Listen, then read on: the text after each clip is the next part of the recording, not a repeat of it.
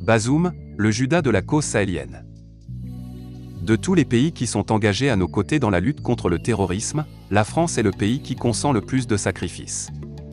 Ce sont 53 jeunes Français qui sont morts au Mali. Moi, je suis sûr que le jour où les Français plieront bagages à Gao, ce sera le chaos. Les gens de Gao le savent de toute façon. Je suis totalement désolé de la campagne qui est menée contre eux. Je veux que les Français soient forts, parce qu'ils ont, avec cet espace du Sahel, une histoire singulière. Ces propos irrespectueux et irresponsables contre les États du Sahel, en l'occurrence le Mali, sont encore du chef d'État nigérien. Mais point de surprise.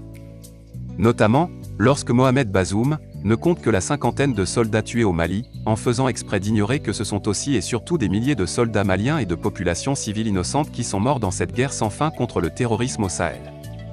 Que sont des dizaines de villages maliens du centre du pays, en dépit de la présence de Barkhane avec des moyens logistiques de dernière génération, qui sont aujourd'hui rayés de la carte.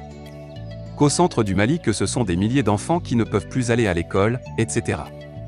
Il manquerait d'honnêteté. Mais le chef d'État nigérien n'est-il pas dans son mauvais rôle? Depuis sa prise de fonction, sa position sur les questions sahéliennes est calquée sur celle de l'Élysée. En raison de cela, il n'a de cesse de démontrer par son allégeance à la France qu'il est un laquais de l'Élysée.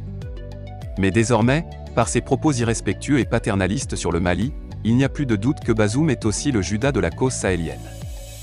D'autant que, au lieu de défendre les intérêts des États sahéliens, il a délibérément choisi de se mettre au service de son maître de l'Élysée, pour vanter les mérites de l'armée française au Mali.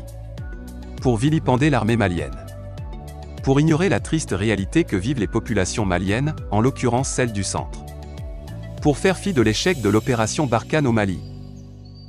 Mais fort heureusement les populations maliennes, en seules maîtresses de leur destin, sont plus que jamais convaincues que la présence de Barkhane dans leur pays a montré toutes ses limites.